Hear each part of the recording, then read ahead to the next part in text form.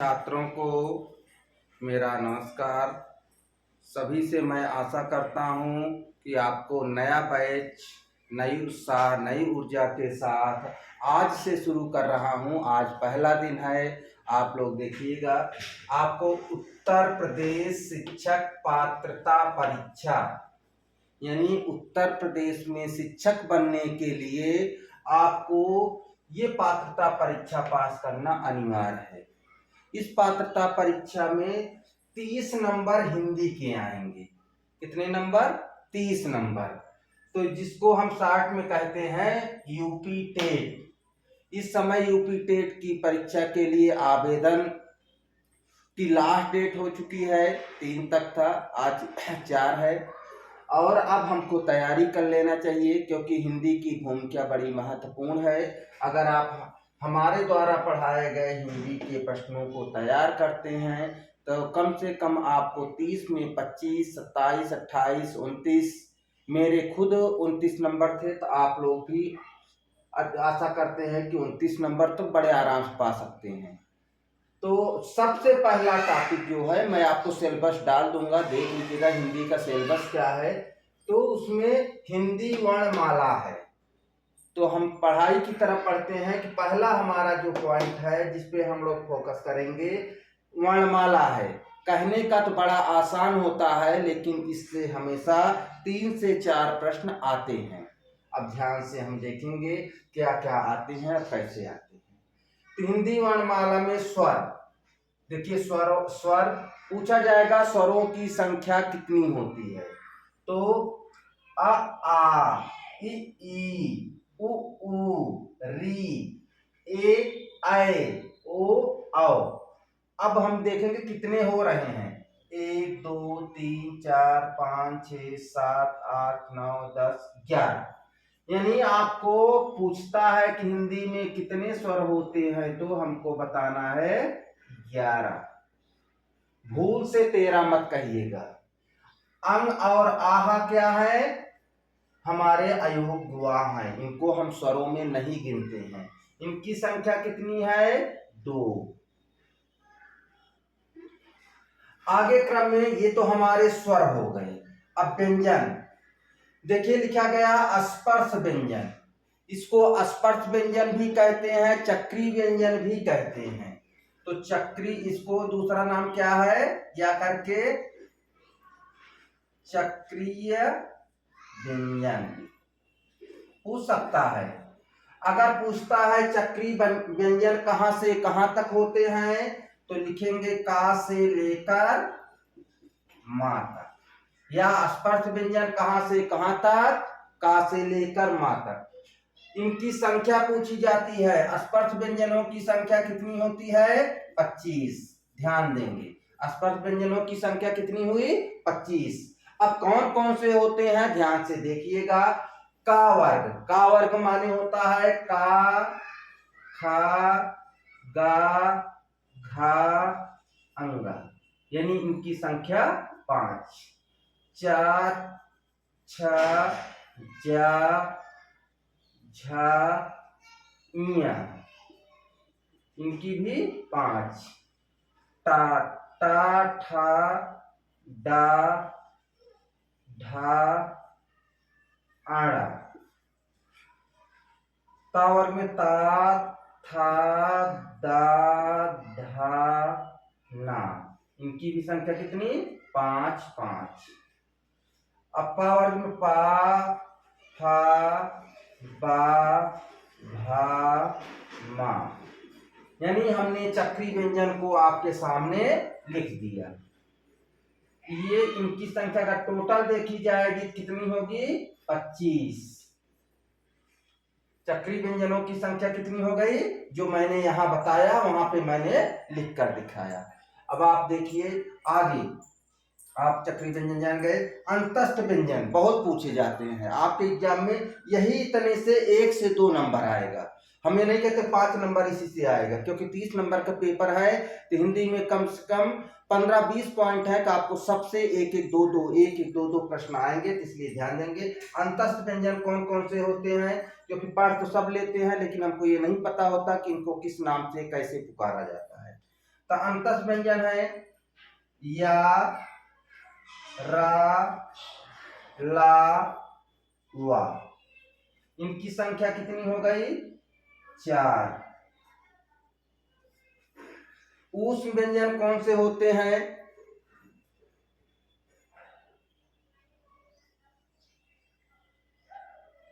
सा, ख, सा, हा। संयुक्त व्यंजन, संयुक्त माने आप जैसे जुड़े हुए, लेकिन हम अभी बता रहे हैं और कैसे जुड़ते हैं ये भी बता रहे हैं। संयुक्त व्यंजन कौन कौन से हैं? छत, त्रा, त्रा, त्रिशूल, ज्ञा, ज्ञानी और स्रा। ये 4 हमारे हो गए। ऊष्म व्यंजन भी 4, संयुक्त व्यंजन भी कितने हुए? 4। इनको तो केवल आपसे पूछेगा, क्या पूछेगा कि संयुक्त व्यंजन कौन से हैं, या पूछ लेगा इसमें से कौन सा संयुक्त व्यंजन है। इनके नाम दिए रहेंगे। एक प्रश्न यहाँ से बन गया। दूसरा प्रश्न बन गया ऊष्म व्यंजन कौन से हैं, तो पूरा दे देगा। इसमें ये भी रहेगा, ये भी रहेगा, ये भी रहेगा, एक उठा के यहाँ से दे देगा। तो पूछेगा इसमें से कौन सा ऊष्म व्यंजन है या नहीं है। तो ऊष्म व्यंजन सा, खा, सा, हाँ, ये डाल दिए, सॉरी। अंतस्थ व्यंजन या, रा, ला, वा। आपको इनको याद करना है, समझना है। और एक कठिन प्रश्नों में बनता है, वो कठिन प्रश्न हम ध्यान से देखेंगे। क्या है कि संयुक्त व्यंजन किसके किसके जोड़ से बने होते हैं, मतलब किन 2 वर्णों को मिलाकर ये संयुक्त वर्ण बना हुआ है। हम यहीं पर समझ लेते हैं। ये लिखा गया है छा, त्राण, ज्ञा और श्रा। ये है का और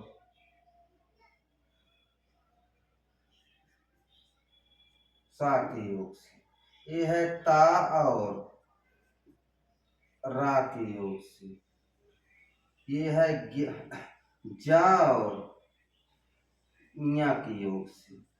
ये है सा और रा के योग से।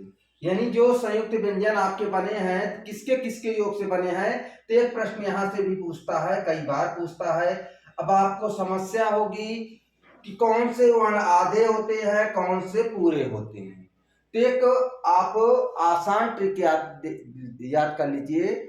जो दिखने में पूरा दिखे वह आधा होता है, जो आधा दिखता है वह पूरा होता है। कैसे? जैसे आपत्रा लिखा गया है तो नीचे रा लगा हुआ है, देखिए इसमें तो आपको लग रहा होगा ता पूरा है, रा आधा है, तो रा आधा नहीं है। जो दिखने में आधा दिखे वह पूरा होता है, जो पूरा दिखता है वह या आधा होता है, किसी भी संयुक्त वर्ण के लिए। आप इसको याद कर लीजिए, आपका ये गलत नहीं होगा। अब नीचे लिखा गया द्वितीय व्यंजन। द्वितीय व्यंजन माने उसको दोबारा लिखा जाता है, तो दोबारा 2 बार लिखा जाता है। इसमें आते हैं डा और ढा।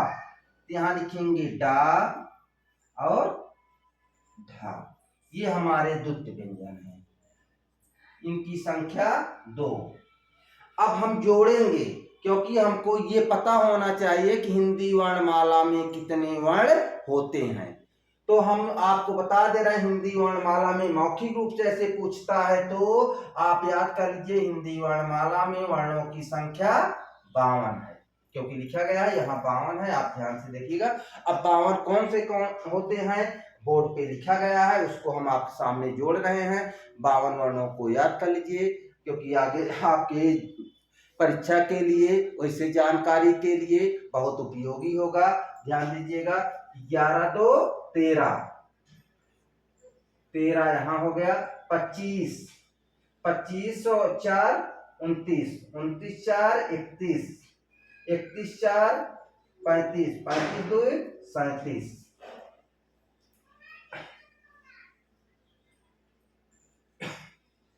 तो इनकी टोटल संख्या देखिए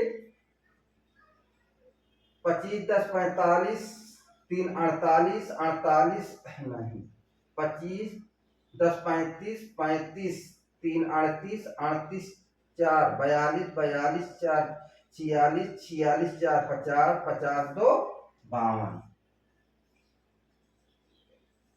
यानी जो हमने आपको बताया कि हिंदी वर्णमाला में 52 वर्ण कौन कौन से होते हैं, तो आप ध्यान से देख लीजिए। 13 ये है, 25 आपके स्पर्श व्यंजन है, 4 अंतस्थ व्यंजन है और 4 ऊष्म व्यंजन है, 4 संयुक्त व्यंजन है, 2 द्वुत्व व्यंजन है। द्वुत्व व्यंजन को द्विगुण भी कहा जाता है, द्विगुण व्यंजन।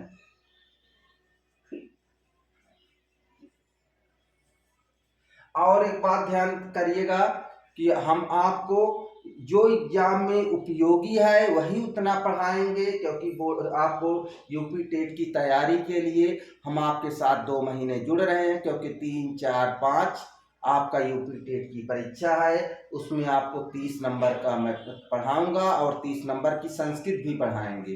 तो आप दोनों अगर पढ़ेंगे 60 नंबर में से 50 नंबर तो कहीं नहीं आपके गए हैं। आप इसके लिए चिंता मत करिएगा। और आज के दिन हम इतना ही, क्योंकि आज पहला दिन है, संक्षिप्त में आपको बताया हिंदी वर्णमाला में कितने वर्ण होते हैं। इनको आज आप ट्राई करिएगा, क्या हम जो बताए हैं 52 वर्ण यही होते हैं या 52 वर्ण हो रहे नहीं, क्योंकि हमारे जोड़ने के अनुसार 52 आ रहे हैं। आप भी जोड़ के देख लीजिएगा, 52 ही वर्ण होंगे। हमें पूर्ण विश्वास है कि आपको आज का पढ़ाया हुआ समझ में आया होगा। आगे हम नेक्स्ट फिर मिलते हैं अगले वीडियो में, क्योंकि वर्णमाला से 2 क्वेश्चन कम से कम आएंगे, 2-3 क्वेश्चन। तो वर्णमाला इतना ही बड़ा नहीं है, अभी आप इसमें उच्चारण स्थान को जानना है, कई चीजों को जानना है। कल की क्लास में फिर हम मिलेंगे, तो आप जुड़े रहिए। धन्यवाद।